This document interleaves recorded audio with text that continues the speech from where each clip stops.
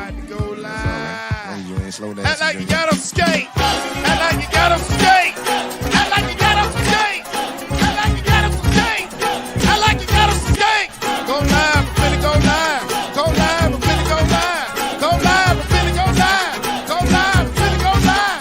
Go live, I'm finna go live. Go live, I'm finna go live.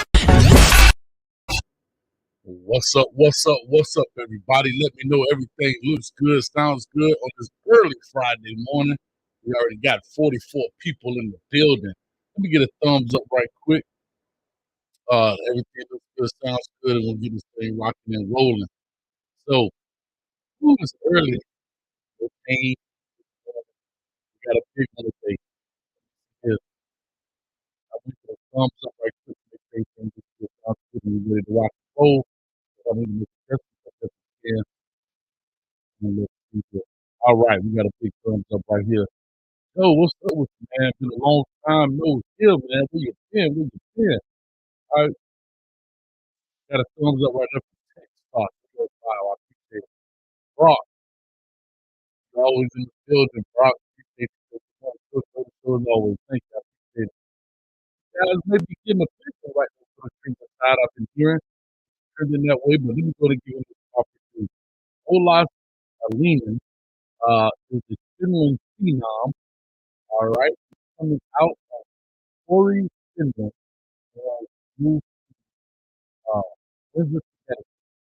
He is a big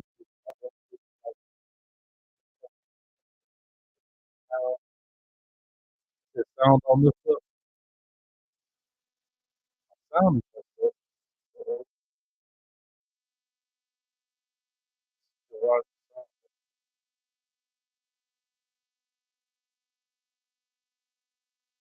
All right, how about now? Let's know if that sounds good. I'm not sure about the sound.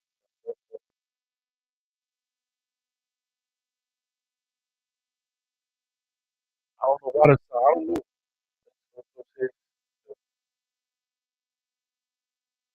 Give me a second. Hold on a second. Let me see if I log out and log back in.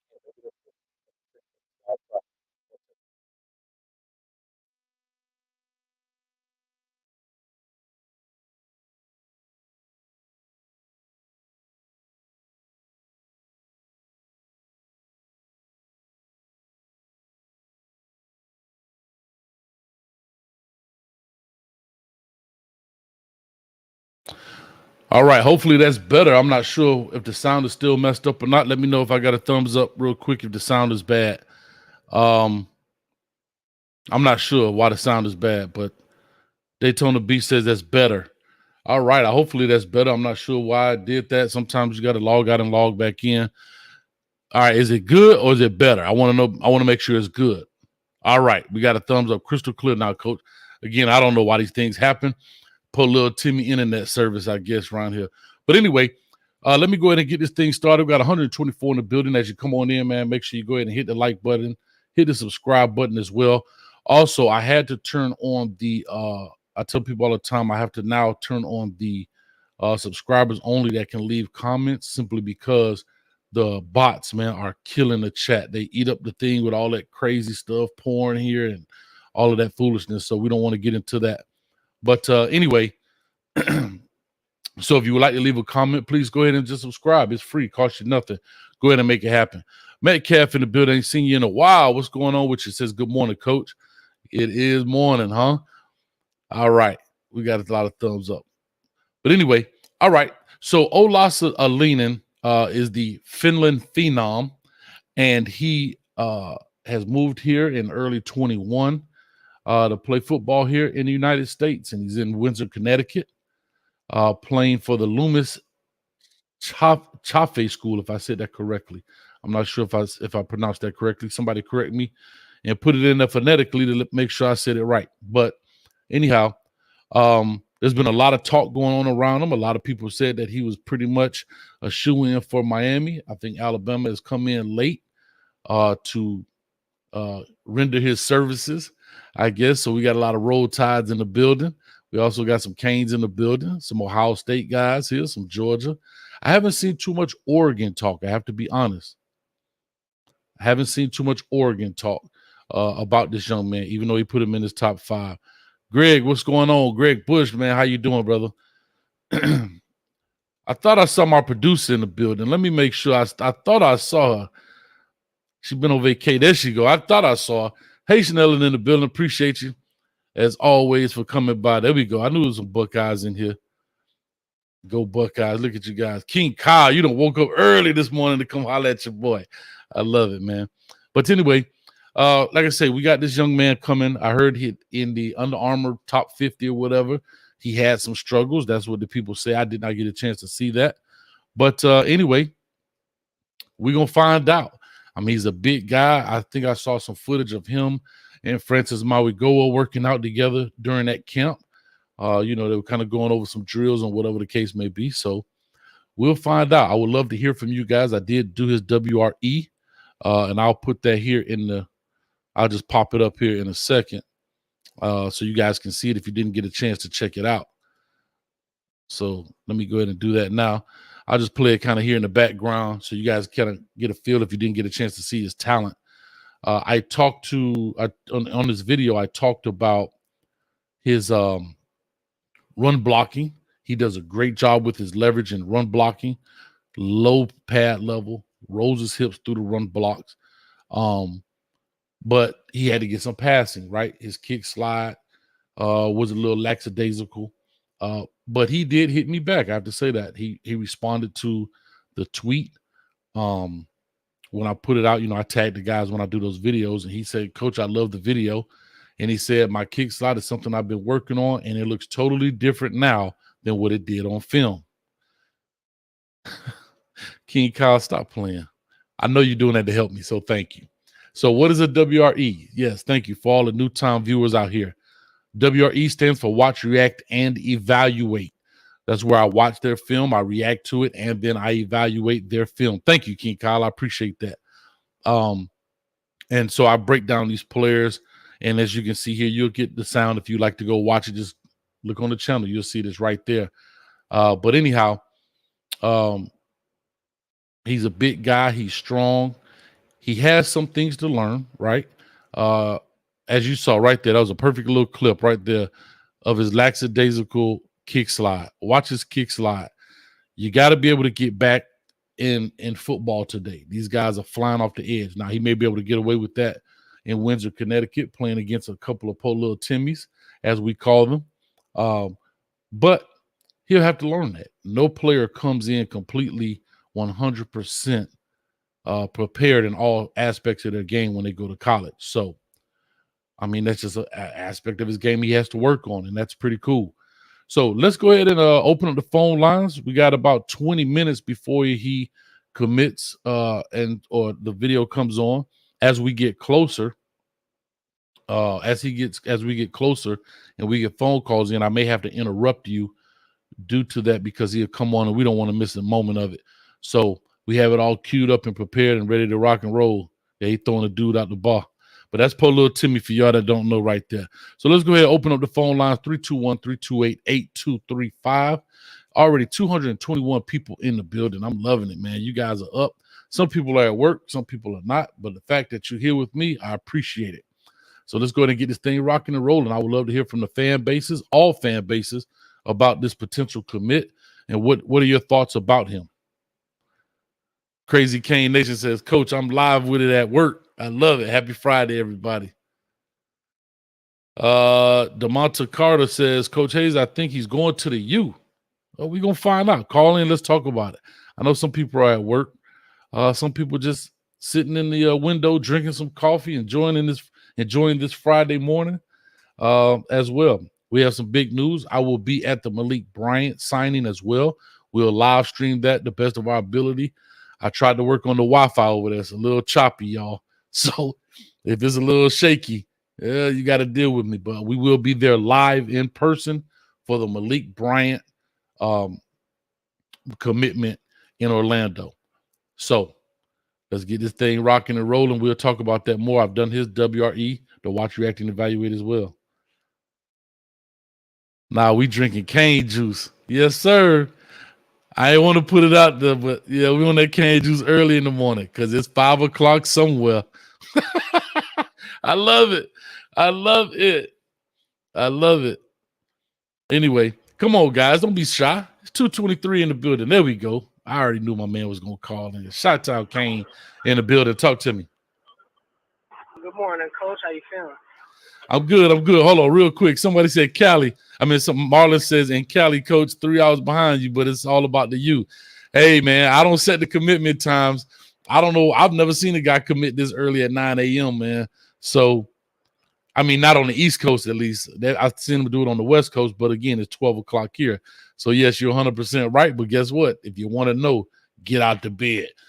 Shot-town Can't talk to me, man. What's going on with you, baby? None. Early. Good morning to you, man. I know it's about, what is it, about 8:40 by you guys over there? 8:42 right now as the clock clicks. Yep. Yeah, no, that's crazy. He on that European time schedule, man. Hey, that would be interesting. Let's find out what time. What time is it? That might be interesting, right? Yeah, I think he's doing it for his family members over there. That's why I think he's doing it this early. Oh, so here it is. The time in Finland, right in Pori, Finland, right now is 3:42 p.m. So good call there, Coach. Good call, Coach. Good call, Coach. I love it. He still could have done it a little later. It would only been 6 or 7 o'clock there, but it is what it is. But good call there, man. So talk to me. What's your thoughts about the young man? I think that's a future guard. Like just the way he bulldozes people off the line, I feel like he's the best fit for a guard at the next level. Mm-hmm. But he said his kick slide has gotten a lot better, so I guess we'll see how much work and technique he's put into his craft. But just from your WRE, I would much rather see him on the inside of the line. Like that's a nasty mauler right next to Francis or Sampson or whoever we get at the tackle spot. So gotcha. I definitely think that's a best fit at a guard. And apparently Nick Saban got sick and tired of being stuck in that locker, Coach, because he came back with some heavy hands. He was just like, young boy, you ain't reached his mountaintop yet, huh? Hey, listen, man. Some people, you can kick a dog, but so long, eventually he gonna bite back, man. So, like I say, and Nick Saban, an old dog, man, and he know how to fight back. So we're gonna find out, man. Somebody said, when is the commitment? It's 9 a.m. You can watch it right here on this channel. We just try to get in a little early and talk about the young men and their thoughts. And I see my man Smooth in the building. He old big Alabama fan, but he always support the show, so I appreciate it. But Smooth, you got to call in because Coach I had to warm his hand up. I've got to give you a little bit. But, yeah, man, so let me ask you a question real quick. Do you think he comes to Miami? Do you think he goes to Alabama, Ohio State, Oregon? What? I think he's going to Bama only because I think Bama promised him a tackle spot, and I think Mario Mirabal were just like, we could try you out, but if depending on how the cards fall, we're probably going to have to move you inside. And I feel like the temptation of being a tackle at the University of Alabama is much more tempting than being a guard at the University of Miami. So I think he's going to be a Bama commit. I hope I'm wrong. But I think he's going to be a Bama commit. All right. Well, that's one. A Miami Hurricane fan saying he's going to be a Bama commit. All right. I love it, man. So anyway, I'm going to go ahead and get some more of these callers in, but I appreciate it as always, man. Thank you for waking up early with us, man, and hanging out with us this morning to kick your weekend off right. And don't miss that Malik Bryant commitment. Coach Hayes will be in the building live, and we're going to get our interview with that guy. Yeah, I was wondering how you were going to do all those commits on the 22nd and 23rd, Coach. What are we looking at, 5 commits? Hey, Shot, let me tell you something. Have you seen my wallet? You know what my wallet says?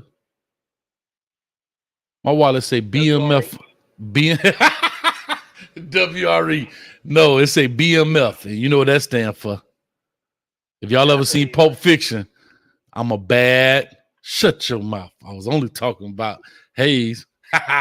Yes, sir. But now, hey, man, we got to make it happen, man. We got a lot of things coming on. We got, like I say, Peyton Kirkland is going to be announcing as well. They were supposed to do it together. They split up.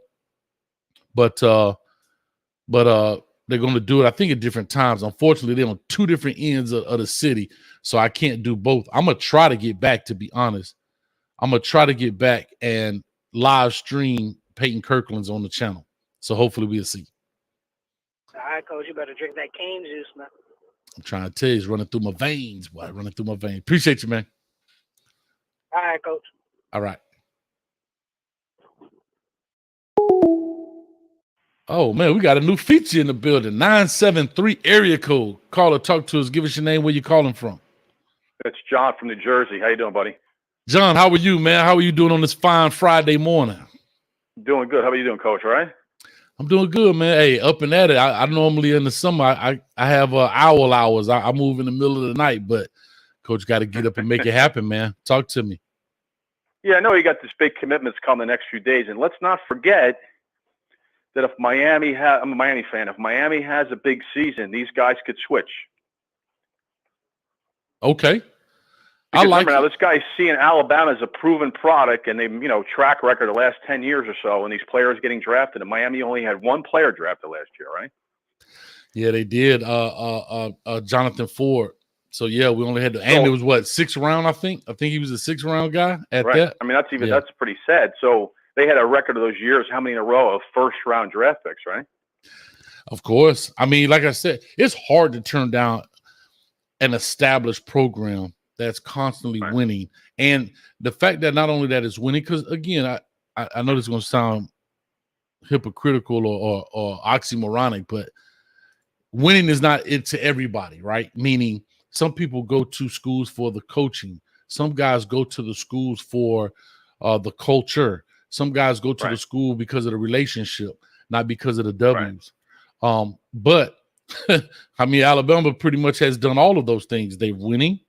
You got an established coach. You got an established way of putting guys in the league all the time. I mean, so the needle tilts in their favor a lot. Right.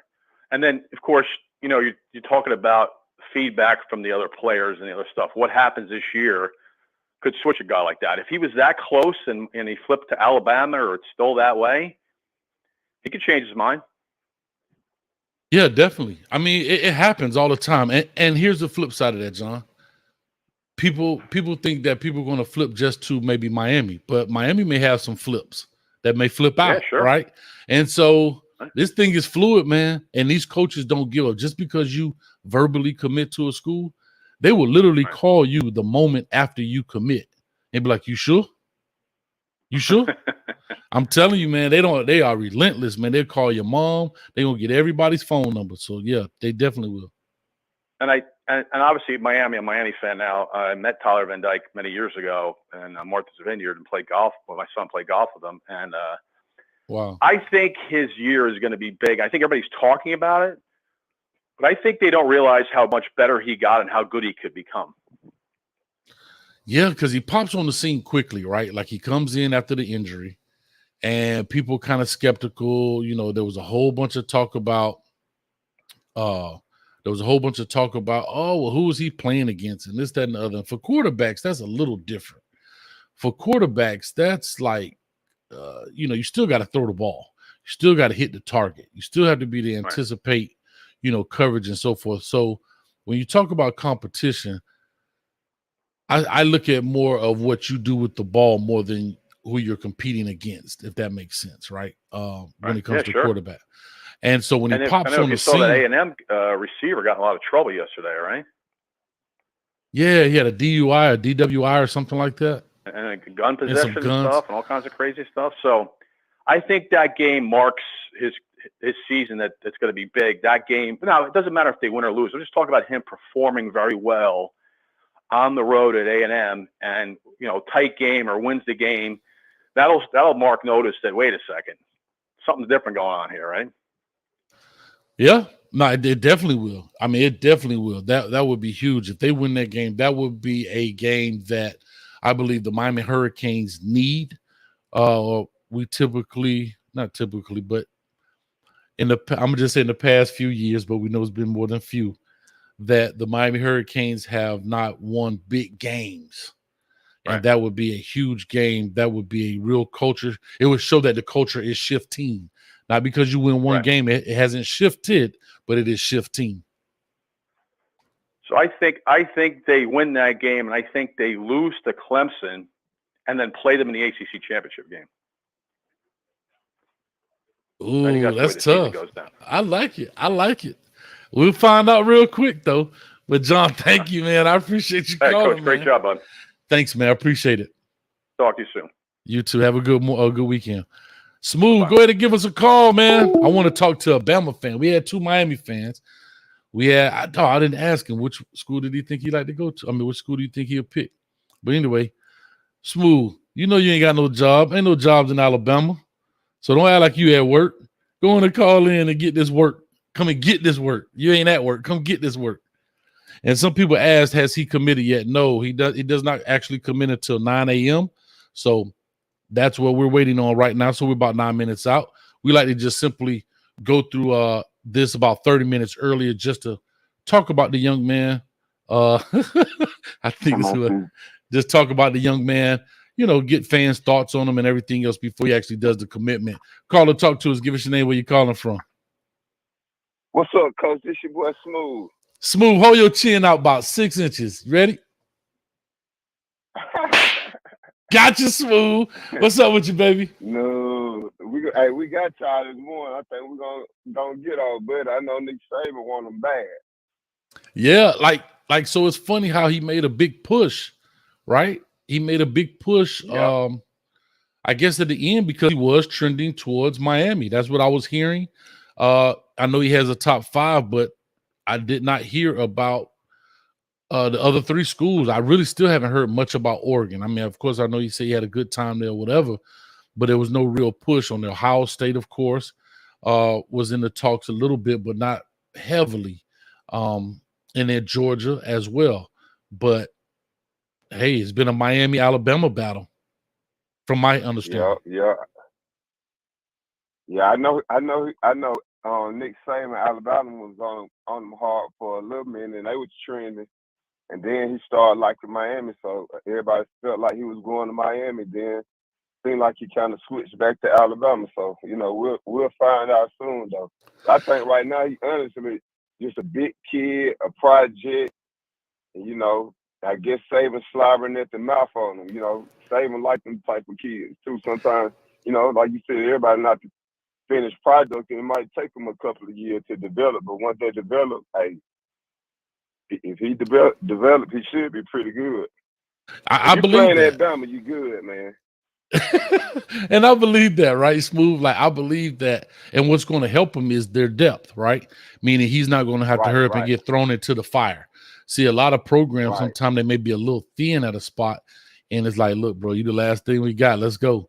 And they get thrown into the fire. He may need 2 or 3 years of pure development and getting acclimated to the speed of this game where he can come out and have a good 2-year solid starting career in college and make a name for himself and go on off to the next level. Right. And that's the biggest differences from the great programs, the good programs, and the mediocre programs, especially when as an offensive lineman, then the last thing you want to have a kid that you have to develop or he quite not ready yet, because that's going to show almost every play. So it's good to, have enough depth where you can get a kid that, he ain't got to play right away and you can develop him. And once he develop him, the game be to slow down for him and, they can have a great career. Yeah, I mean, you think about it. You get guys like you going up against, I mean, I don't think he'll be there while he's here, but, I mean, you talking about a real simulator. I always talk about being in a simulator. If you get to go up against the Will Anderson types, if you get to go up against the Dallas Turner types, you're going to iron sharpens iron, right? You're going to get better. But don't get it twisted. Miami got some too now. We got the Cyrus Moss coming, and I'm calling it right now. Damon Wilson coming to the U. Yeah, that's right. Coach Hayes calling it. Hey, y'all recruiting them? Y'all recruiting them real heavy, real hard? Listen, we recruiting him hard, my man. You understand me? Oh, yeah. So you think y'all get Malik Bryant tomorrow? I've been hearing him trending more towards y'all way. He was leaning Alabama for a minute too, but now it seems like he's going to Miami for at least what I've been hearing. I have to say this. When I do these commitments, the commitment's supposed to be at 9 o'clock, guys. I know everybody, what time? 9 o'clock Eastern. I know some people like, what time? 9 o'clock Eastern, guys. So we got about 5 minutes, 6 minutes out, 4 minutes out, excuse me.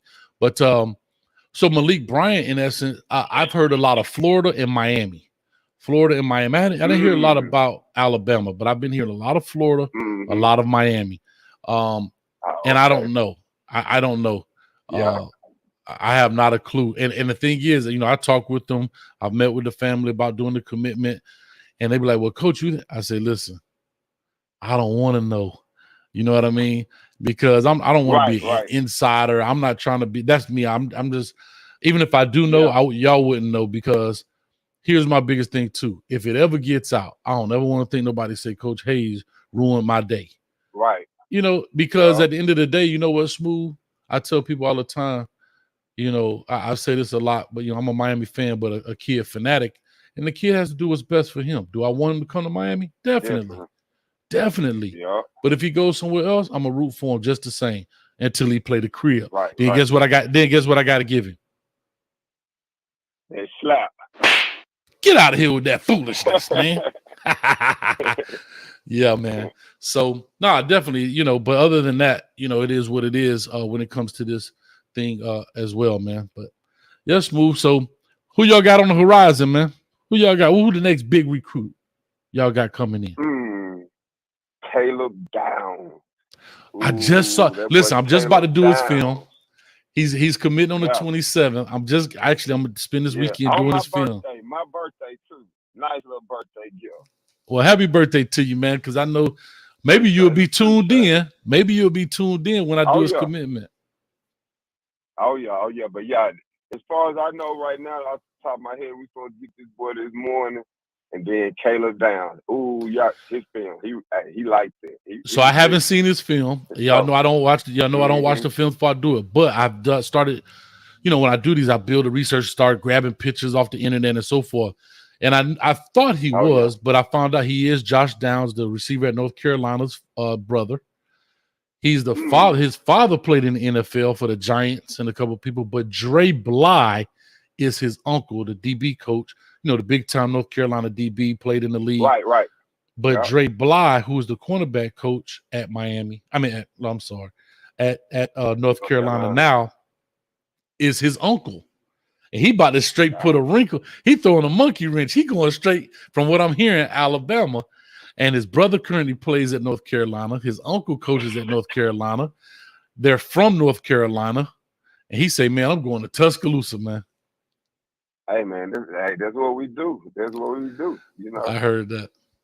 Well, I'm going to keep you on the phone because we about 1 minute out. Huh? Okay. No, I'm going to keep you on. Yeah. I'm going to keep you on because we right here about the 1 minute mark. They on a commercial break. So when it pops on, I'll just go ahead and cut you because somebody else will call in. And then, like I said, you guys, I know a lot of people. We got 440 in the building, Smooth. 440 people done woke up this morning to hang out with Coach Hayes. You could be anywhere in the world right now, but you decide to hang out with Coach Hayes. So guess what I got to give the chat right now? I got to give them a round. I appreciate it. Yes, sir. Why you think Georgia haven't really been knocking it out that much this year? I'm saying, like, it seems like they've been kind of quiet for real. Why you think you did? I think, most of the time a school coming off a national championship, it make it that much easier to recruit that next year. So what do you think that is? You know what I'm gonna tell you? Hold on, here we go. He's coming on right now. So I'm gonna call you back and I'll answer that as soon as we get back. Okay. All right, thanks, Smooth. Yes, sir. All right, man. Bye. In his first season playing in the United States, let me know if it sounds good, if it's loud enough. Dominated the opposition, and the scary thing is he's just tapping into his potential. You're talking about a player that's at 6'6", 315 pounds, really lean, able to probably get up to 330 pounds. A guy that can bend, does a nice job of changing direction, who's light on his feet. He could be a left or right tackle, depending on where the program wants to have it. And he's still developing from a standpoint of technique. He is one of the most athletic offensive linemen in the class of 2023, and he's very good in both run and pass blocking. I like that he plays with power and is able to have a nice punch where he's able to engage defenders and lock on to him. The four-star offensive tackle is going to be a big-time addition to whatever college lands him. And when you look at his final five, it includes Alabama, Miami, Georgia, Ohio State, and Oregon. And an NFL comp I got for the four-star tackle is Las Vegas Raiders' Colton Miller.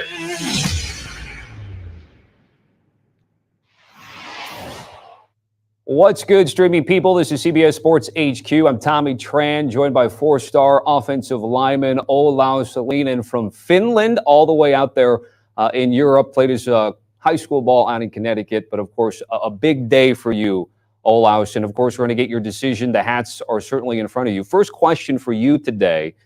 When you woke up, you're getting ready for this particular moment. How do you describe your day so far? Okay, yeah, thank you for having me here today. I just woke up, eat some breakfast, and me and my dad head out to the field, kind of clear our mind and work on improving my pass protection, and that's pretty much it. Then I saw my friends for a little while, and then just got ready for this. So nothing special today. You obviously made a decision to further not only your education, but to be able to play the sport of football. What excites you about the game, and what excites you about playing collegiate ball? I mean, it's a unique opportunity for someone from Europe. There's not a lot of kids who play football here and get to do it. So that definitely is honored to have. But football itself, I love the physicality of football, the way the team has to come together and fit so many different characters, so many different body types, different personalities. It's a bunch of people who are sometimes really different come together, and they have the same goal. So that it's just a special atmosphere in game football. And for you, I know your family's there with you. Your dad played ball. Did your inspiration or love come from him? I know I'm a big Timo Pukki fan on the soccer football side. Where did that come for you in terms of loving the game here? Yeah, I guess so. I guess it came from home. Grew up around here playing hockey. Wasn't that interested in football as a kid, but it was always around because my dad was watching it, and he had obviously played, and it was a big part of his life. And then when I kind of grew up, started getting more interested in it, started playing, and my dad was my first coach as well. So I think it originally came from home. All right, one more before we take a quick break. And again, we're anxiously awaiting your decision here. How do you describe the recruiting process? Obviously, you have a lot of teams and a lot of programs certainly interested. How do you describe the experience for you? I mean, it has really been like the dream process you can have. Really had the opportunity to pick where I wanted to go and enjoy that process and bring my family to the U.S. for visits this summer, which is a really awesome thing for me. But it was a lot to learn at the beginning of it. I didn't know much about college football, didn't know anything about the recruiting process and how it works out. But luckily I had a good support around me during it and just kind of started learning about it and eventually led here. Olaus, sit tight. We appreciate the conversation so far, but we're not done yet. When we come back here at CBS Sports HQ, Olaus is going to let us know where he's going to be playing his college ball. That's coming up in 60 seconds right here on CBS Sports HQ. All right, real quick, I'll just talk over that 60 seconds. I love the way he's speaking in the sense of he speaks with confidence. He spoke with a lot of truth. Let me cut this volume down, probably screaming in your ear. He spoke with a lot of truth. Man, that's big right there. You know, he was honest. He said, I didn't know much about this game. You know, I didn't know much about this game. I had to learn it. I think his father played in the NFL Europe League for a little bit, maybe played some other type of ball as well. But, I mean, hey, and what did he say? I went outside today and worked on what? My pass protection. I'm telling you, Coach, hey, y'all stay with Coach. I got something for you. You can go in the barbershop and tell him you did it. But just let him know I gave you the information. You like it? I'm loving it. But anyway, hey, man, listen, we've been doing this, having a good time with it. He's about to pop back on here in a second. Can't give out any free commercials. Can't do it like that. But anyway, like I said, he's a young man that, as me and Smooth were talking, may be a little bit of a project. There's going to be a lot of learning. There's going to be a learning curve in there. The speed of this game is going to be huge for him. The speed of the game is going to be huge for him, right? I think strength for strength, he'll get acclimated to that a lot faster than he will the speed of it, these guys coming off. But we back to it, guys.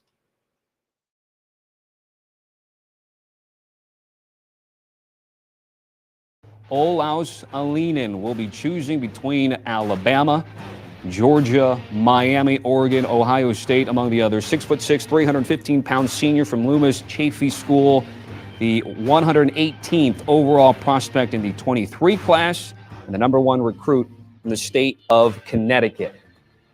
Playing his high school ball in Connecticut, but we find him in Finland with his family. Now is the time, Olaus. The decision is here. Where are you going? Yes, thank you. First off, I want to thank God, because without God and the ability He's given me, none of this will be possible. And I want to thank my awesome family. They've been the best support I could ever imagine, and always been there for me, helping me with everything I need and supporting my decision to go to the U.S. and pursue my dream. I'd like to thank my friends here in Finland who've been here since day one, and friends in the United States. I've made a lot of important friendships, and there's been people who've been able to take care of me, help me with everything I need during living away from home. Also want to thank all my previous coaches here back home who guided me with football when I started playing. Coach Moore at Loomis, who gave me the opportunity to come to the United States and guided me through the recruiting process and helped me get started. And then I would also like to thank all of the college coaches who took a shot with me, believed in me, recruited me, and gave me the opportunity, gave me their time. And it's a big thing for me to have the opportunity to do what I'm about to do. With that being said, my journey will be continuing at the University of Alabama.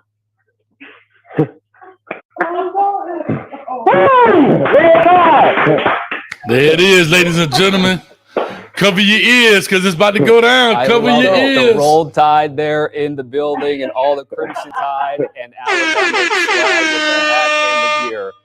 It's a simple follow-up there, Olaus. Why Alabama and Nick Saban? I mean, Alabama's program is the most proven one out there. It was my dream school when I started following college football. What Coach Saban has done with developing players, the way they want you to be successful as a human being in football, academically, and for your future career, maybe football or maybe something else, they'll support you.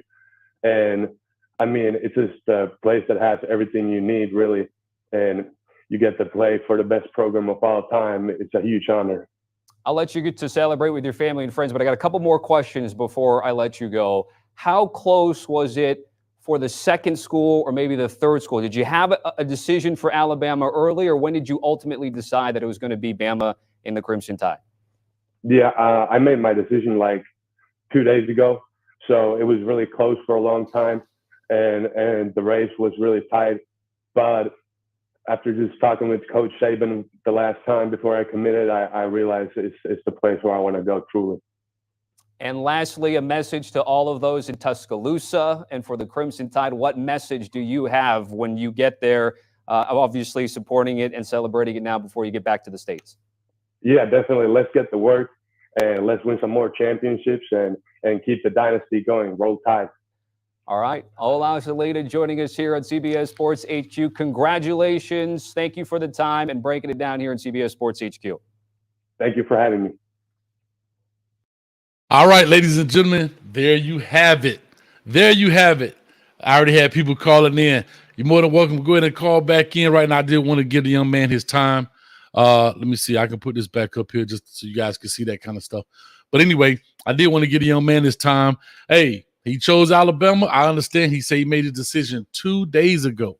So something switched. Something changed in his recruiting process. What that was, I have no idea. Brown paper bags. Brown paper bags. Oh, I'm sorry. Call and talk to us. Give us your name, where you calling from. Kevin, Dallas, Georgia. Good morning, Coach Hayes. How you doing today? My brother Kevin, how are you, man? You know I had to sing a little bit right there. I'm just teasing when I say that. I was just teasing when I talked about that. But go ahead. But no, that's only. But I would have to correct you, Coach. I mean, when your son has a bank with your last name on it, that's all that has to be said. Bryant Bank, which has only one location, and that is in Tuscaloosa, Alabama. But I digress. Hold on. So they got a bank. Hold on. They got a bank. Somebody got a bank in Tuscaloosa?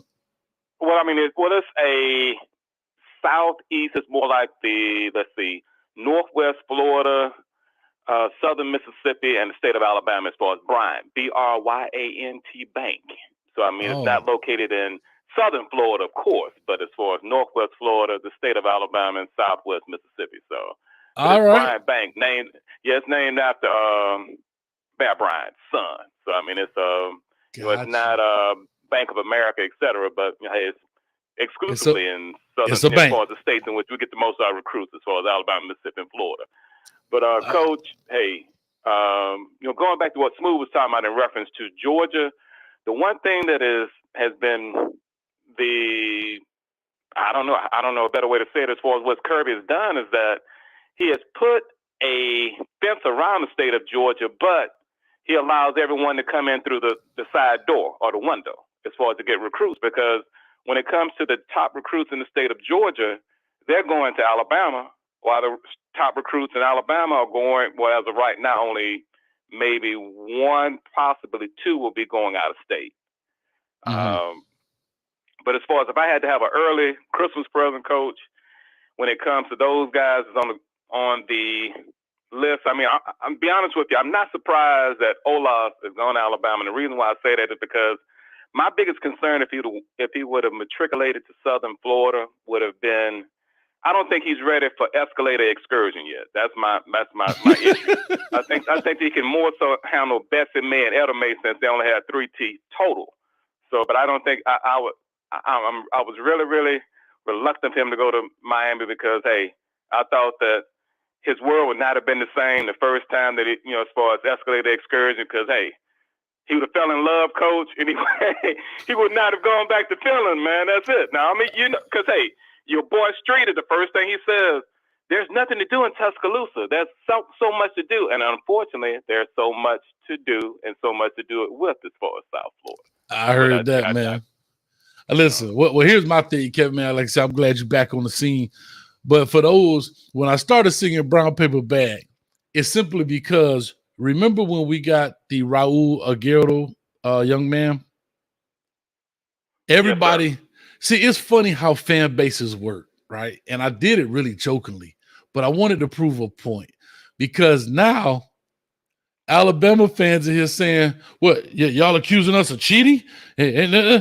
But when we got the Raul Alinen kid, now it's, man, it's just because of NIL deals. It's because of NIL deals. Baby, it's all fair. It's what it say. It's all good. It's all love and war and love, or what? It's all fair and love and war.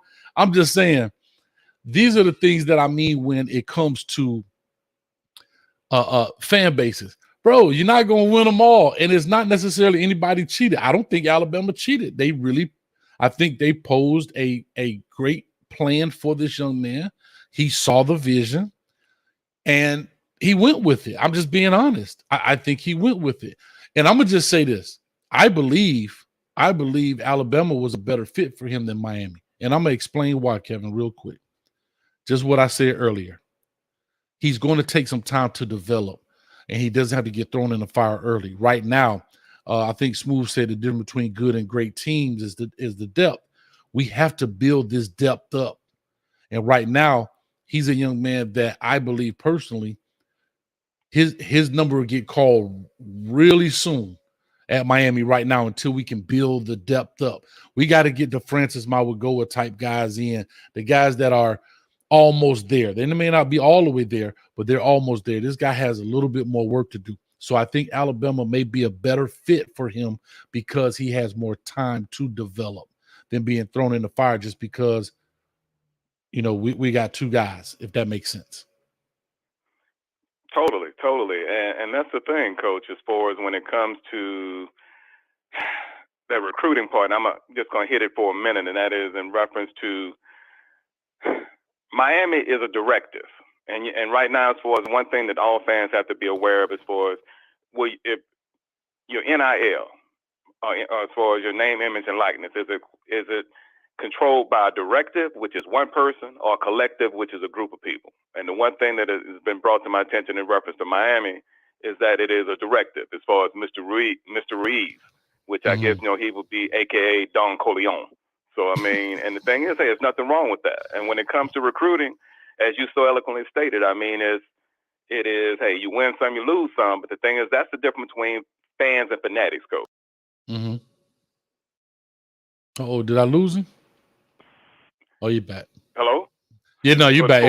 It clicked off. Go ahead. But as far and then that's just the difference, Coach, as far as between the directive and collective. And as far as my early Christmas present, Coach, honestly, I mean, I would love Malik Bryant, as far as Pancake, as far as Mr. Sampson, et cetera, et cetera. But my main three guys, if you want to say as far as getting us ready to win at least 2 out of the next 3, would be McLean, Downs, which I think Downs is as far as on the back seat, and then the other guy, which, Coach, I greatly appreciate as far as you bringing him into my world, and that's Ronald Wilson. Because as I expressed to you in our last conversation, Damon Wilson. Oh, Damon Wilson, excuse me. Yes. As far as Damon Wilson, because I mean, Damon Wilson, the best way I could describe him would be, as far as that get off, as far as that edge, would be if Dallas Turner and as far as my boy from Hampton, Georgia, 31, William Anderson, if they had a little brother. I heard because he might as well have been in the huddle as far as saying, we're getting off on 3, hut. Because, I mean, that get off was like, woo. Yeah, so, he can go, man. Those would be the main 3 guys, Coach, honestly. Yeah, I love it. 3, I'm good. I love it. Well, guess what? Y'all leave Damon Wilson alone because he coming to the U. Y'all leave him alone. And I mean right now. And I mean right now. But just give us those 3, Coach. Give us those 3, and I'm good. I'm good. Right. I mean, hey, I'm good. I heard that. Well, Kevin, as always, thank you, man. I'm going to get a couple of more of these callers in for Coach to go dive back in that bed, boy. Thanks as always, Coach, and please keep doing the doggone thing. Look forward to talking with you soon now. Always, man. Thank you, brother. Bye-bye. Right. Big shout out to Kevin, man, from Dallas, Georgia. All right. Daytona B call. He says, Dallas Turner and Will Anderson, little brother. Hey, I'll give y'all Will Anderson because he in Georgia. All right. But Dallas Turner and Damon Wilson from South Florida. Y'all leave my people alone. Y'all leave them alone. And I mean right now. 256 area code in the building, and they hung up. Oh, maybe they didn't. They back. 256 area code in the building. Talk to us. Give us your name, where you calling from. It's SPH Huntsville. Shout out to my man who just called the same Bama station. Love his calls every time he calls. Kevin, big shout out to Kevin, man. What's up with you, man? How you doing from Huntsville, Alabama? Talk to me. Man, doing well. I wanted to call you real quick, man, and drop some knowledge on one of my chat homies. We love going back and forth. He was talking about Bama in the NFL. Let me explain something to my partner in the NFL. Let me drop some knowledge on you real quick. Hold on, real quick. Real quick. You say you were talking about somebody in the chat? Yeah, we just going back and forth having some fun. He was just saying how Bama didn't do nothing in the NFL and all that. So I'm gonna enlighten him real fast. Okay, talk to me. I'm gonna pose a rhetorical question. I want to ask my partners in the chat, what school has the most NFL running backs on the roster right now? With 8, Bama. What school has the most players, period, of any school in the NFL today on the roster right now? Bama. What school has some of the highest paid wide receivers in the NFL on rosters? Julio, Amari, and yeah, they come from South Florida. You know what I'm saying? Julio, Amari, Jerry, Smith, Waddle. I can keep going. What school has had the most Pro Bowlers 3 out of the last 5 years? Bama. What school has some of the most highest paid DBs in Eddie Jackson, Micah Fitzpatrick, Landon Collins, Marlon Humphrey? I can keep going if you like to. So come on, guys. Let's be real. I'm a football fan. I take my Bama glasses off. I love to see the U come back. We tired of beating up on everybody else. Georgia finally got one, and I'm ecstatic about what we gonna do this year because of that. You know what I mean? I need the U to come back. I ain't no hater. I remember you guys from the early 90s. I'm 40 plus. So I need Mario to keep cooking it up. If I'm a Miami fan right now, I'm still ecstatic. You know why? Because you guys have been in damn near every recruiting battle. And it ain't always been like that for the last few years. So That's true. Miami fans should be. Uh-oh. I think he got cut out. He got an Alabama signal. He got an Alabama cell phone, a Cricket Wireless. Uh-oh, he got Cricket Wireless. Did he cut off? No, this AT&T. Can you not hear me? Can you not hear me? Oh, I got you now. Am I here? Am I here? I got you now. Yeah, my yeah. bad, man. Nah, it went out. I was moving around. Hey, the boy said you had some aluminum foil on the end of your cell phone, trying to get a better signal. No, man, I'm just moving around doing crazy stuff, man.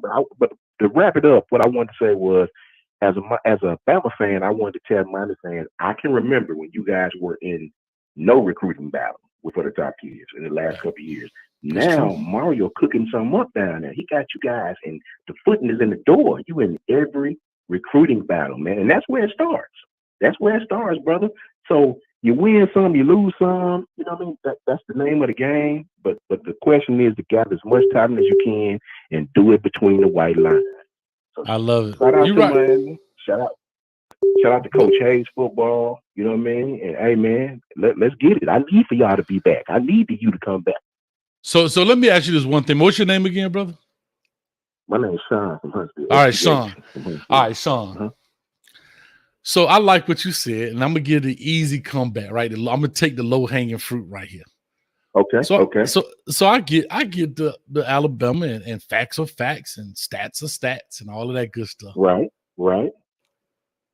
But if y'all stay out of the state of Florida, the Hurricanes could have had all that, man. Hey, look, and hold on, and I'm gonna tell you this. But can I tell you something? I got good. Literally, yeah. But I'm telling you this: go ahead. Alabama, Nick Saban, to his credit, has done what the Hurricanes were before. Those same stats, you just ran off about Pro Bowlers, Hall of Fame, all that stuff you ran off.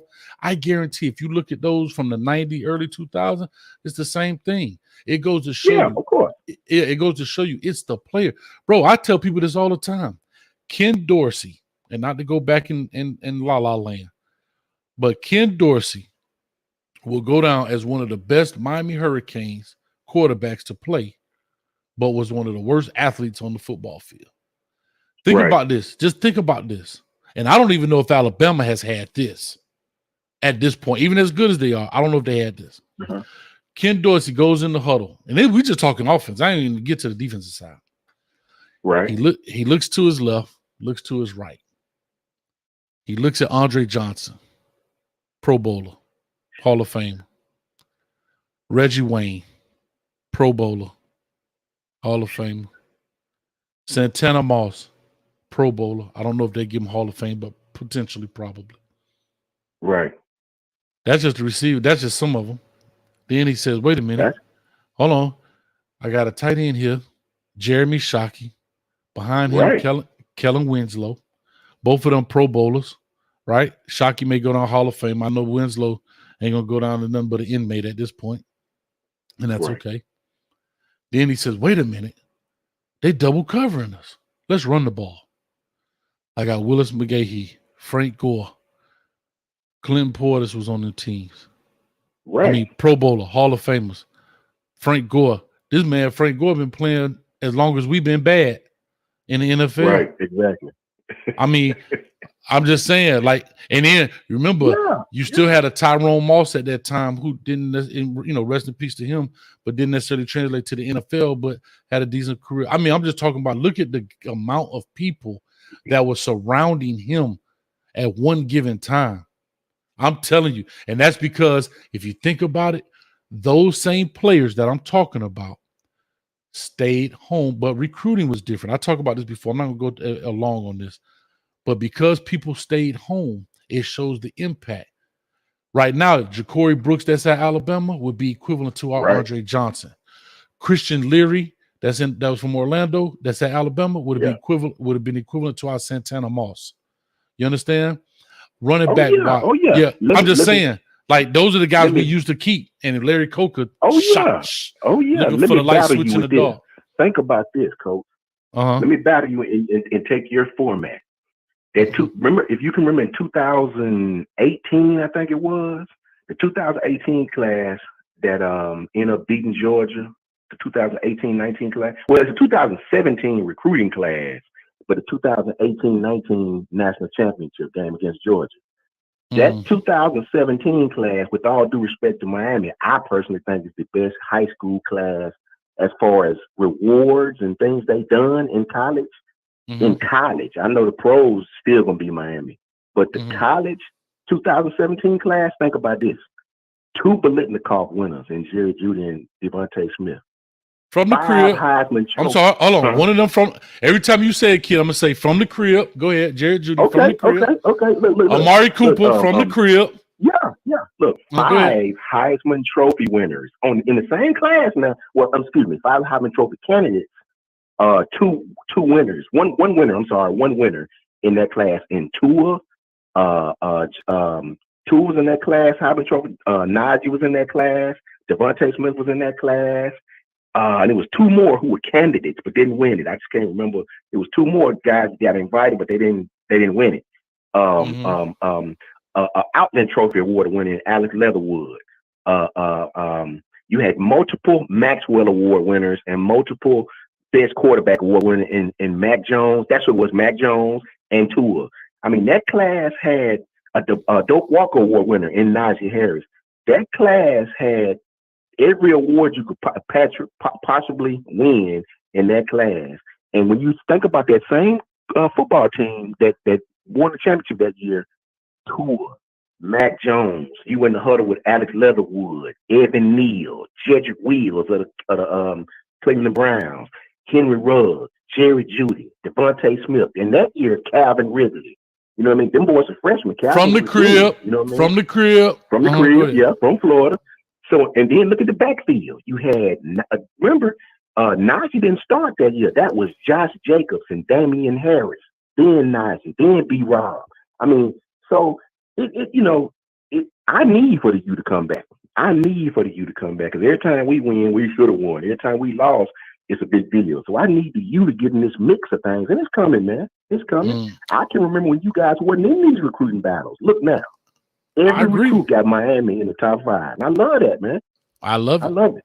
Oh, we're going to listen. We'll be all right. We're going to be all right. We're going to get our guys. Oh, yeah. And we're going to make it happen. And we're going to get y'all back for that first game last year. Just know that. Hey, man. I can't wait, man. Competitive spirit, baby. That's what I'm about, man. Shout out to all the Miami fans. Shout out to Coach Hayes, the best football channel on the net, period. And Appreciate roll tide, roll, baby. That's what it is. I love it, man. Thank you, guys. Appreciate you, boss. All right, well. Yes, sir. Great call right there, man. Great call. Anyway, I'm going to take a few more calls here. We got 272 in the building. We almost got up to about 700. So that's pretty good, man, for an early morning. You guys cranking it early this morning. Anyway, go ahead and give us a call back. Like I said, we got some more numbers calling in. Oh, yeah, I didn't hang him up. My bad. I was talking in the ear. I saw a 202. I guess that's DC, isn't it? 202. DC. We got a DC somebody up in here. But anyway, again, call us back, man. Call us, let us know. I'll take a few more calls here, and we're going to get up out this deal and see what's going on. But again, Olaus Alinen, yes, I said it right. Olaus Alinen commits to Alabama. A lot of people ask, did he commit yet? Yes, he already committed. So when you come on the show, and maybe I need to change it. I'm pointing right here. If you see the logo just sitting there stable, that's where he committed to. But maybe I need to put something up that says committed to. All right. But yes, he has already committed to the Alabama Crimson Tide. So you guys are more than welcome to call in. Well, can you finish? 561 area code in the building. Call or talk to us. Give us your name, where you calling from. How you doing? This is Mike from Palm Beach County. Mike, how you doing? I'm doing well, man. I just, you know what I mean? I respect Alabama and the things they've done. Also, in that last call, I think Buddy forgot to mention that Mac Jones is also from the state of Florida. Jacksonville, that's right. Yeah, Mac Jones from Jacksonville. That's right. Balls, but I mean, I told somebody the other day, Alabama football would not be Alabama without the state of Florida. When they beat Ohio State down here in Miami, Nick Saban had a whole secondary from South Florida alone. Yeah, but guess what? I have to say this, and you're 100% right. And it's our fault. It's our fault. You know why I say it's our fault, though? It's like when Jody come in the house and holler at your lady, you ain't doing your job, bro. I'm just call it. Am I right or wrong? Right. So I can't knock another man because he see a pretty woman.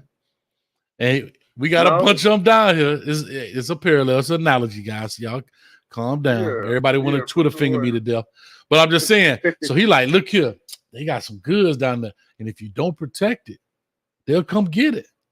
And that's exactly what had happened. I think that tide, hey, pun intended, the tide is changing. For sure. Yeah. And for the you know what I mean, for the kids, it's you know, point blank period. If you're a top recruit, it's an easier path to where you're gonna be. If you're Jerry Jeudy and you go to Alabama with that O-line they got, you can run your double move routes. You know what I mean? Yeah. Secondary, yeah, if you in the secondary, you're gonna get to play with a top tier pass rusher if you go there. Right. It's gonna take some pressure off you as a DB. So I understand it. Also, getting into the whole Hall of Fame thing, I know that got brought up. The Hall of Fame is a result of a college coach or a college program. It's the perfect storm. It's staying injury free.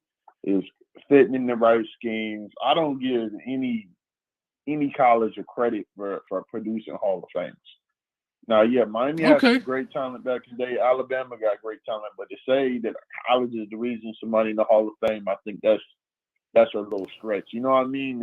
It is, but to your point, right? So to your point, it is, but it's part of fandom, right? It's the same way we saying, man, they from the crib.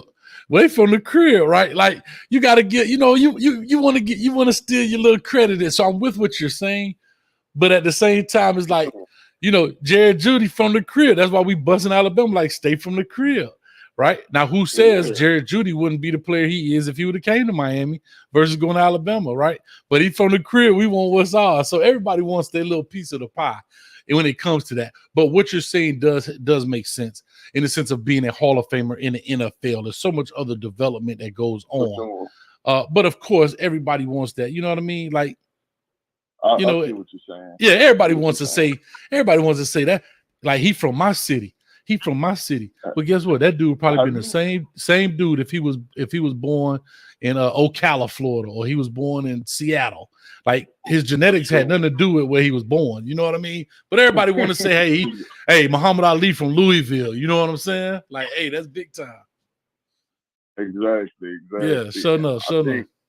We lose kids to Alabama, but that's you know what I mean. That's part of the problem. But if you ever look at if you take the last from 2010 on down of what we've lost outside the state, like it's ridiculous. Gave away Heisman Trophy with Lamar Jackson. We gave away a Heisman Trophy one. I'm gonna say this last piece.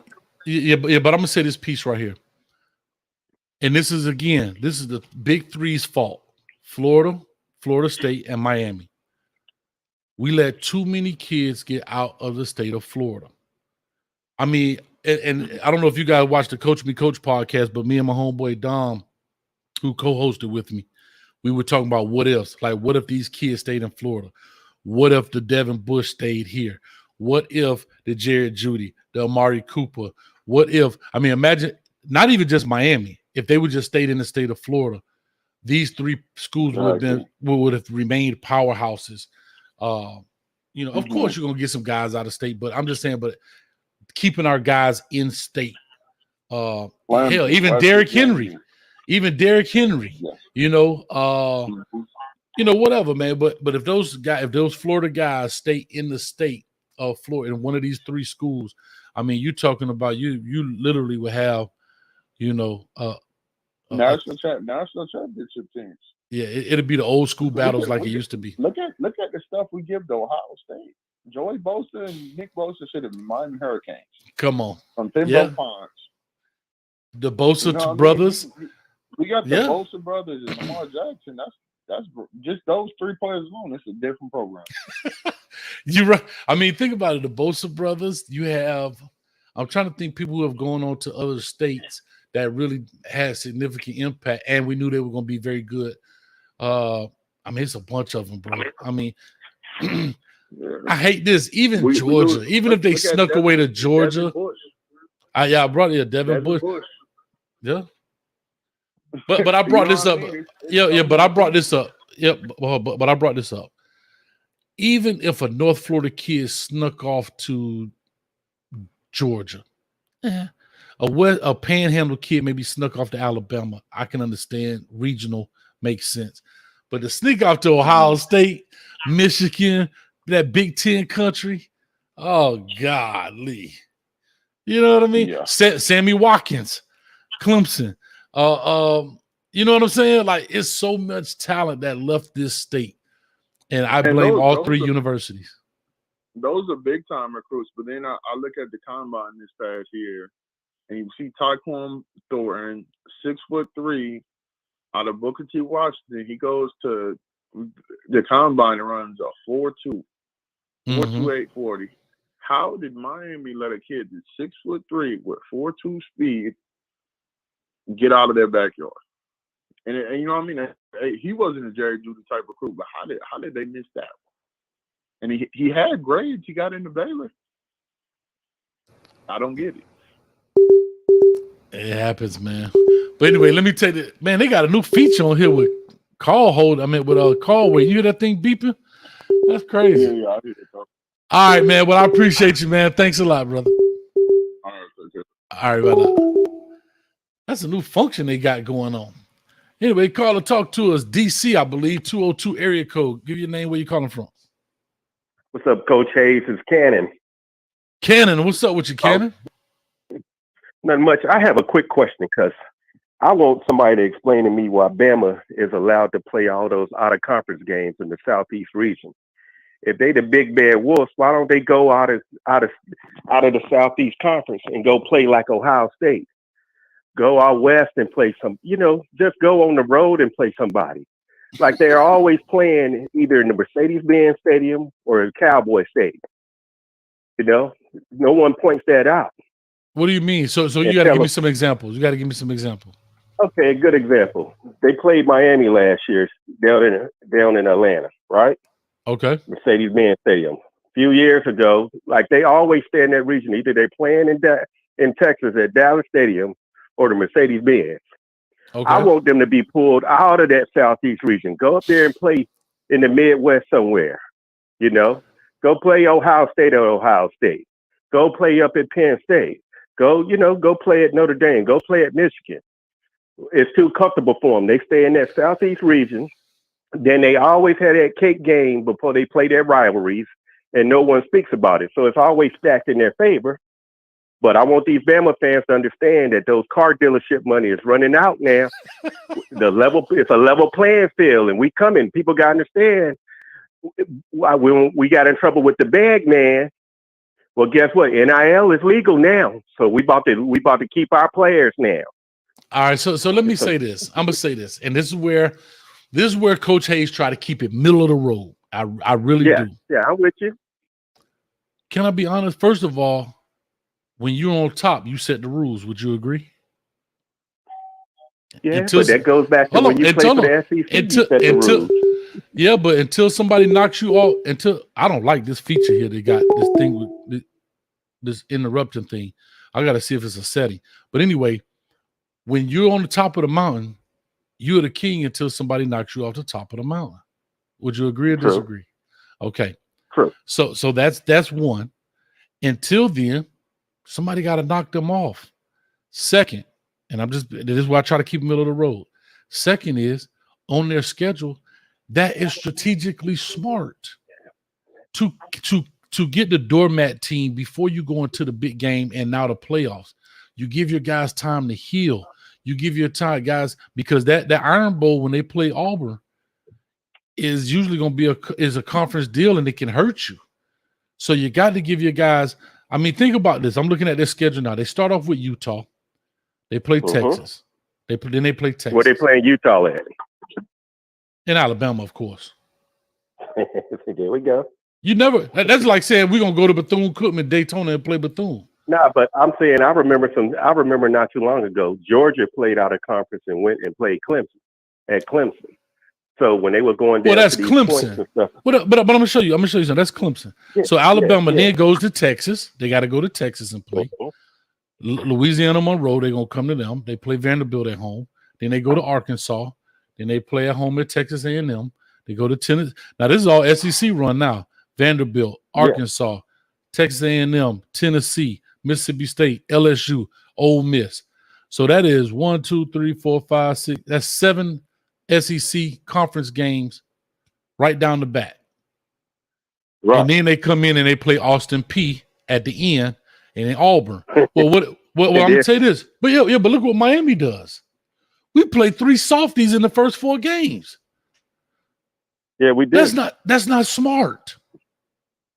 From an injury standpoint. Who set the schedules up? The ADs in the conferences or whatever it is. And who was our AD? So you see how that go. That's you know but we hired them. It sounds like I'm just saying we didn't have the best AD. Yeah, it sounds like I'm defending Alabama, you know? but I'm not defending Alabama as more as I'm putting the onus on Miami to say you got to be smart in this deal, right? We come in and play. Hold on, I'm gonna pull up Miami's schedule. We play 3 cupcakes in 4 games. Doggone, they give me the Miami Dolphins schedule. See, that's bad right there too. When you put in Miami schedule, you get the Dolphins. But anyway, so here we go. We play Bethune, Southern Miss. I'm sorry. Yep, Bethune, Southern Miss, Texas A&M, Middle Tennessee. Then after that, we go a straight ACC run. North Carolina, Virginia Tech, Duke, Virginia, Florida State, Georgia Tech, Clemson, Pitt. If we make it out of that injury-free, golly, there's no other break in it. And then our bye week is when? Right after, hold on, let me look. 3rd, the 7th, 24th. Our bye week is after the softy games. We don't even have a bye week within that ACC stretch. Our bye week is after we play Middle Tennessee, the 4th game. Right. So our bye week is week 5, I guess. That's bad scheduling. I don't care who you are. That's bad scheduling. Yeah. All I'm saying is to be competitive. I want to see these guys.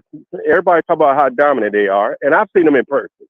You know, I met you when we played last year. It was Alabama and Miami, right? Okay. And they good. I'm not taking nothing away from that. I'm just talking about on the competitive side. No one acknowledges that anytime they play their out of conference, they don't really go nowhere. They keep them in that Southeast region. And we know half of the Bama fans, I know a lot of them. I grew up with them because I was a military brat. So I lived in Texas, Louisiana, and different places. So half of them fans have abandoned their other schools. I haven't met any real diehard Alabama fans that can show me that they've been a Bama fan for years. Like we've been Miami fans, even through the thick and thin, you know? So I just want to see them guys be competitive, and I want them to play a game out of their comfort zone. That's all I'm saying. I would love to see them play out of their comfort zone. You know, but like you say, they're the big bad wolves, and they call the shots because they're the champions. So I'm just saying, to be on a competitive edge, I would love to see them go play out of their comfort zone. Have they played in a game where it's super cold? Bro, they're in the Southeast Conference. Does Georgia play anybody? But does Georgia play in the cold? I'm just saying for college football, any of them. I'm just using Alabama as an example because they give the SEC, we can say it's the toughest conference. So I'm gonna give you an idea. My cousin was a running back, played at Cal, right? Cal went on the road and played Ole Miss at Ole Miss, and they beat them. But I love to see more of that, where some of these schools get pulled out of their region and go play in a whole nother region. You know, that's all I'm saying. I think it'd be good for football.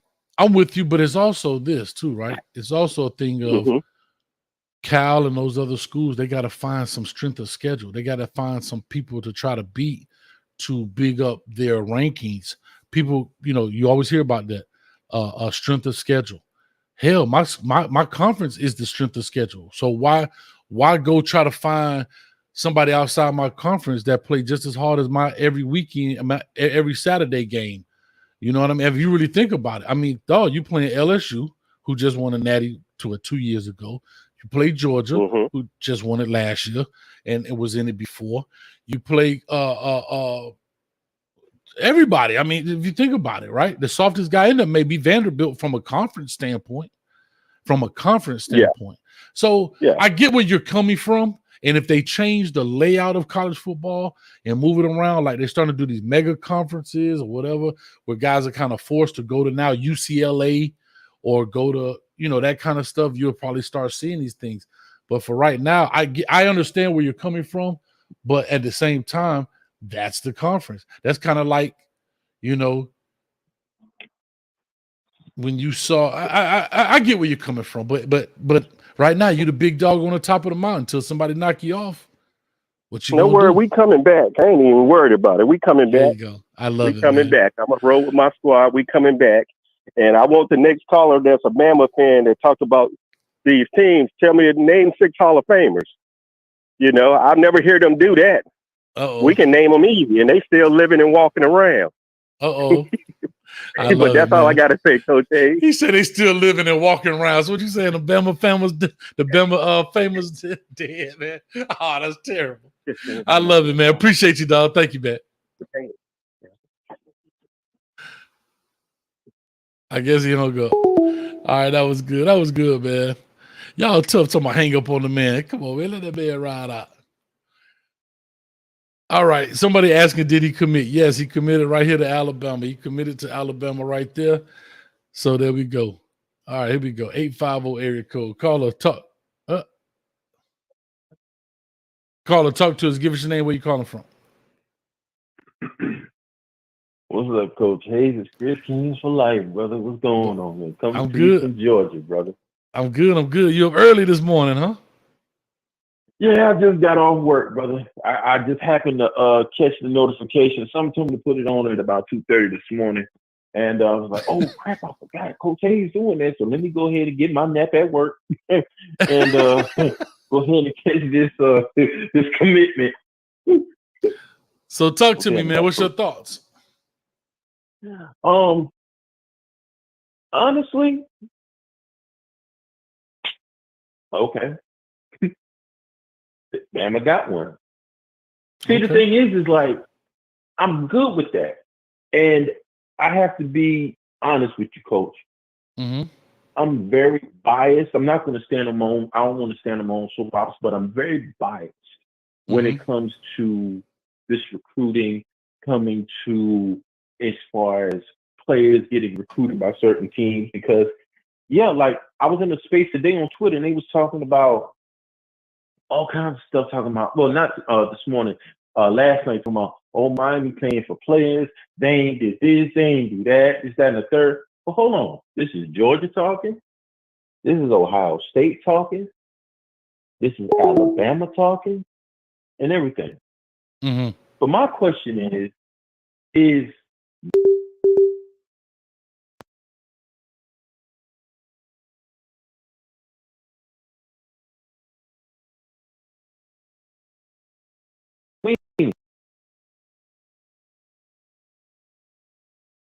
I don't know what happened to him. I don't know what this new call waiting feature is. Let's see if I can cut this now thing off. I'm sorry, you got cut off for a second. Your voice got cut off. Just a little bit. Go ahead. Finish your point. Okay. I was saying, like, they say in one breath from Bama, Clemson, Georgia, Ohio State, those fan base, some of them are saying, oh, y'all broke, y'all this, we ain't worrying about y'all, y'all ain't did nothing in 20 years, blah, blah, blah. Okay, yeah, we hear that all the time. Then in this next breath, we sit there and say, well, we getting recruits that we taking from Ohio State, that we taking from Bama, that we taking from Georgia, and that we are taking from Clemson. All of these, now y'all paying for players and this, that, and the third. Well, look here, bro. Let me tell you something. The whole simple fact is this. This young man here, who I cannot pronounce his name, I wish him all the best. He's going to go to Bama. He's going to get developed. Okay, we cannot. It's like, if we doing something, if they talking about it, that means we doing something right. because y'all wasn't talking about us before because y'all seen us doing everything wrong. We was the laughing stock before. But now, thanks to Kirk Herbstreit, we got boosters involved. We got their eyes wide open and got their wallets open. Pocketbooks too. You know what I'm saying? We got them open. So now y'all looking at what we doing. We getting the facilities. We getting the players. We getting the trenches ready. And we have the proper coaching in order to do so. We don't have a mannequin coach no more. We got a coach that's been in the trenches that got the jury to prove it. But these are the same fans that can never answer this question, Coach. And this is what they said. Bama fans now, especially. Mario Cristobal ain't no real coach. Who has he recruited? He ain't did nothing to nobody. He don't know how to win anything. Did y'all forget that he was at Bama and he got Ridley for y'all? Did he get that nice ass wide receiver for y'all? I don't know everybody that he got, but he did get them, correct? He got some juggernauts on that Alabama team. So let's not forget about that. Let's not forget, yeah, he fell short to Utah. Yeah, he did. But let's not forget what he uprised with too. He did start bad out at FIU, but he did build that program. You know what I'm saying? That's not going to happen overnight. What happened at Bama, that's an already going motion and process. You're already a cog that's already in a well-oiled machine. Only thing you're doing is contributing your expertise to it, which he did. And got him what? A national championship. So then he moves on to Oregon. You see what I'm saying? So then you move on to Oregon. You come short of the chip, but you do win the Pac-12 twice. Okay, yes, he fell short. We all know that. But don't discredit this man because now he's coming to Miami. Because if he would have went to Bama, if he would have went to Clemson, if he would have went to Georgia, if he would have went to Ohio State, y'all would be giving him all the praises, and y'all have been sitting there saying, "Don't talk about my coach because he has done something." So you can miss me with the BS. Okay, I done had my coffee. Now I'm wide awake. I see you ready. I see you ready to rock and roll, man. I'm gonna give a shout out. Hey, Christopher Star calling out, man.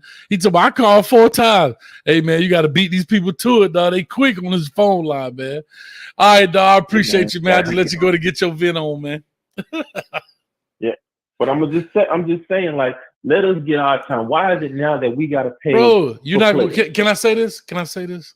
That's part of it, dog. We all know this. That's part of anything, right? That's part of anything. And to everybody who wins, right, and everybody who's successful, you're going to have people that throw stones when you get to the top of the mountain. See, people don't understand that. When you're at the bottom with everybody else, we all even. So I don't have any hate for you. Right. We're mad at the people that as they say, right, sits high and look low down on us. So we're going to throw rocks at them. And the rocks are, slander and this, that, and that. And some of it may even be true. But guess what? For everybody who sits on that throne, right up there, who sits up there high, they've all done whatever. But it's also part of fandom. And so at the end of the day, I say this, and I say this to all teams, but including my Miami Hurricane. If you want to be there, you got to win, dog. That's just it. Exactly. You got to win. You can't go mediocre. You can't keep being 10-2. Here's another quick example, and I got to get other people on the phone. When people look at Mac Brown at Texas, he has the one he has one natty, but I know he had the one with Vince Young. They were always a good team. If you didn't watch it, they'll beat you. Same thing with Mark Richt at Georgia. Good teams, but they'll beat you. But they were never on top of the mountain. They may have been halfway up there, but nobody looked at them like, oh my God, Georgia. I'm talking about the time when Mark Richt was there, or Mac Brown at Texas.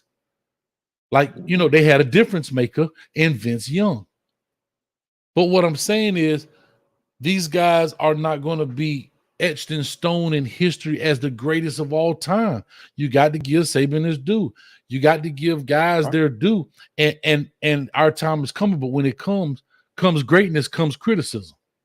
And that's what's happening. So, I know we're just talking here, but guess what? The same people that throw stones live in a glass house. All these coaches paying. I don't care what nobody say. I don't care what nobody say.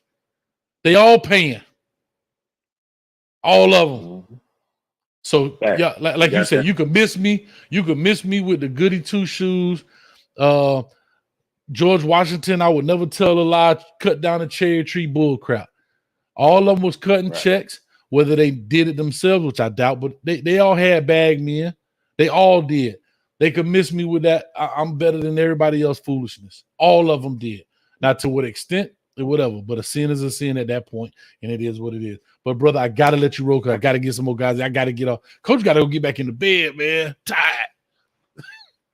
Oh, all right, man. Well, thanks a lot. I appreciate you taking my call, man. And our time is coming. All right, appreciate it, man. Yes, sir. Go, Kane. Right. Bye. All right, that was good. Christopher, you got to start calling, man. I know you want to call. He like, I called 4 times, bro. I don't control the number. But anyway, let me see here. If I don't get another call in the next few seconds, I'm going to go ahead and cut this deal off. Let me make sure. 228. Oh, shoot. I think I just cut the man off. I cut you off by accident. Sorry, 228. Was that him? That was Chris. I'm going to call him back because he did call. I'm going to call him back.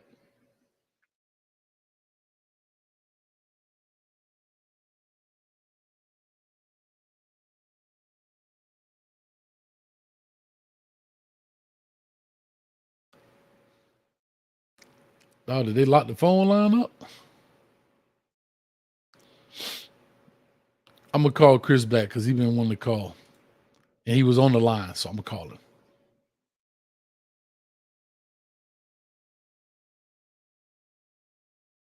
But anyway. I'm calling him right now.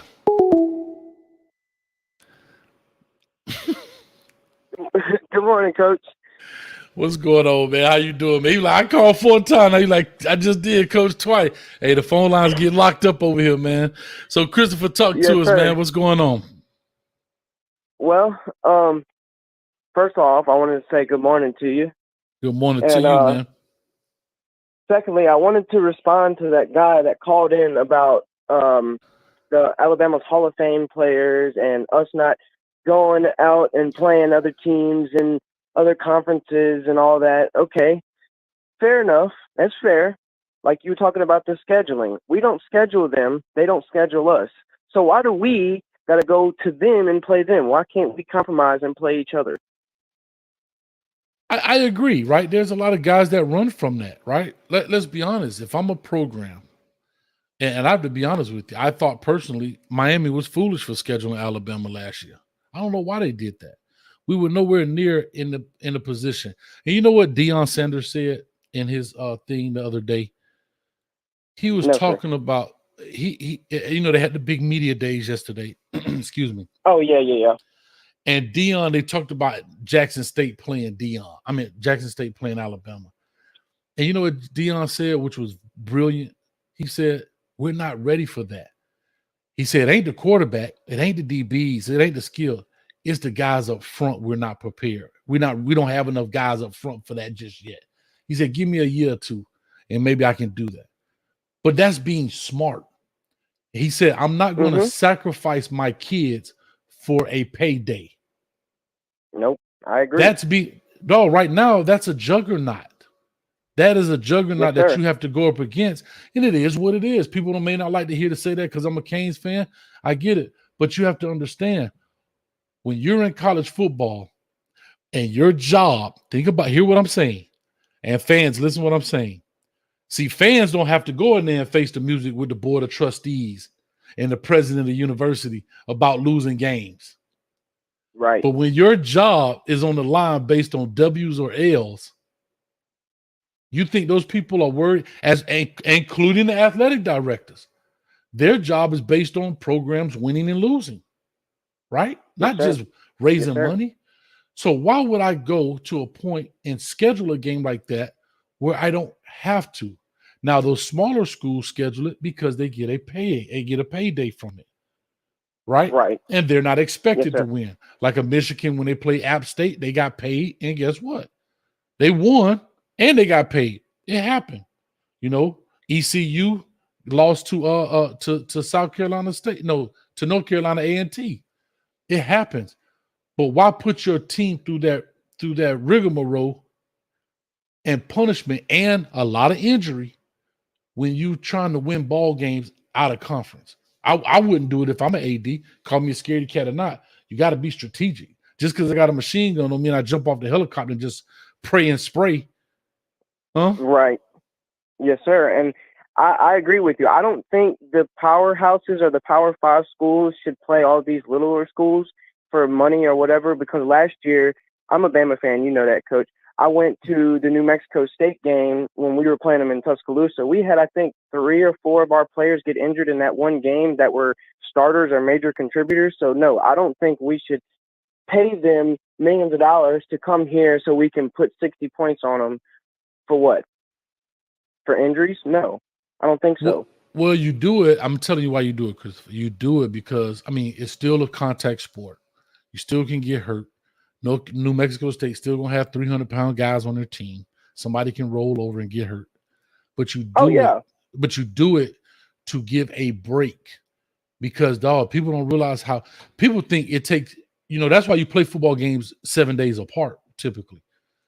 It's such a strenuous sport on the body that you have to think about. You're talking about 12 weeks of this. And that's not including practice. That's not including camp. That's not including if you now go to the playoffs. That's another 2 games. I was just about to say, including the playoffs. It's such a strenuous thing on the body. You have to schedule some lower tier programs to give your guys a break. And the SEC typically does it right. They schedule them on the back end. They may schedule one early and and maybe 1 or 2 on the back end because you got to give your body a break. And when you're in conference play where it's real hectic, that's like a heavyweight boxer, just like boxers, right? They do tune-up fights. Yes, sir. Why do they do tune-up fights? Because they don't want to have to constantly fight champions all the time or high-level fighters all the time. But not even that. I got to tune myself up. I may get knocked out by a lower-level guy, but it's different than fighting Muhammad Ali, Ken Norton, George Foreman. I mean, imagine if you fought all these guys. Jesus Christ, Rocky Marciano. Imagine if you fighting these concrete hand dudes, month after month after month. Bro, your body will wear down. And so you have to do that. So, yeah, guys got hurt. Unfortunately, that happens in games. But imagine if you play, you don't realize this though, Christopher. Imagine if you play all these heavy hitters. How many more guys get hurt over the season or their bodies are broken down over the season? And then comes the national championship and the other team didn't play that. Man, Nick Saban can't win the big game. No, you know why? Because think about what happened. Why did y'all beat Georgia? Because 2 of your main dudes sitting on the sideline sweating. Yes, sir. Yes, sir. You're right. Those 2 guys play in the game, I guarantee it's a different outcome. We more than likely win. Yeah.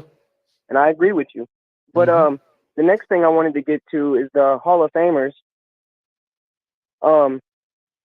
There were some Miami fans on there talking about Hall of Fame players. Now, granted, Nick Saban didn't really start producing, and we weren't really good until, I think 2008 or 2009. Mm-hmm. So we really didn't start producing NFL players, NFL quality players until then. So if you look at most of our players, you have some like Eddie Lacy and a bunch of those who didn't pan out. But if you look at a lot of the players that we have in the league now, most of them are still playing, like Julio Jones, like Dante Hightower. Mark Barron just retired a couple years ago. And I mean, so we talking about Hall of Fame players. Most of our quote unquote potential Hall of Fame players are still playing in the league. They won't be out of the league for another maybe 5, 10, 15 years. Julio Jones, he's on the tail end of his career. He'll be retiring soon. Yeah, well, there's some time in there, right? But Christopher, you have to remember, right? There's some time in there. Saban's been there only 13 years, right? And out of that 13 years, let's just say within his first 3 years, he puts a guy out. That means that guy's had maybe a 10-year career now. That's probably, like you say, Julio Jones on the tail end of their career. And that was his second year there? His second year he got Julio? I want to say yes, sir. I want to say he got Julio in 2007. So that was his second. That was his second year, because the first year he took over the team. The second year, that's when he brought in Mark Ingram, Julio Jones, so forth and so on. And then they got to play there for 3-4 years. And then they got to have an NFL career to become a Hall of Famer. So time right now has not really truly shown the Hall of Fame status because there has not been enough time in there. Then you have to sit out for your Hall of Fame ballot. You don't get it just because you retire. I think it's like 5 years. I thought it was 7, but it may be 5. I don't know. But anyway, time will tell. In 10 years, we'll start seeing those guys rear their head, man. But Christopher, I got to run, man. Thank you so much. I got to get off here. Coach about to go swan dive in the bed, man. I've been up, man, putting it on, man, making it happen. Yes, sir. You have a good day and get some rest. Yeah, I appreciate it, man. You guys got your old lineman, man. I love it. Yes, sir. All right, buddy. All right, Coach. Thanks, man. All right, real quick. Hey, hold up, man. That boy, your boy Daytona B said, hold up, I saw something I ain't like, Daytona B. I'm mad at you, Daytona B. Hold up. Here you go. You know I got to get that face. Stick that chin out a little bit past that phone, Daytona B. You want to know why? Oh, Coach still on here? You know what that means? That means you left me. That means you logged off and did something else. Whatever you was doing, then you like, oh, let me check YouTube again. Oh, Coach still on here? So that means you left me, bro. Hurt my feelings. I'm going to find me some real fans, man. Find me some real fans. But anyway, I'm out of here. I appreciate it. Thank you guys so much for coming in. Stay tuned. Malik Bryant tomorrow. I have this, I think 6 o'clock.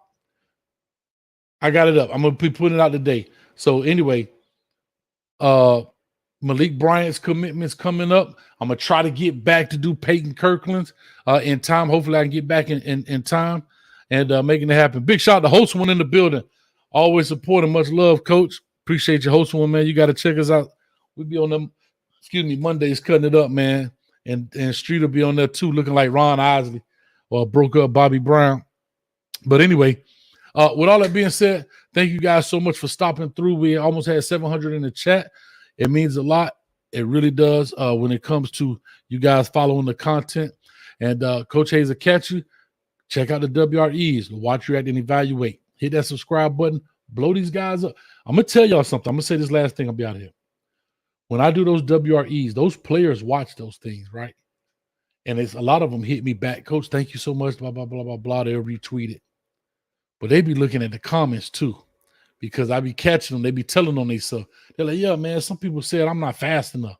Well, put them comments in there. You may sway their decision. So load the comments up in there, man. All right. So with all that being said, you guys, I'll holler at you. Peace, love, and hair grease, and we'll see you on the other side. Catch you at the 50-yard line. That's my line. Coach Hayes will catch you at the 50-yard line. Peace.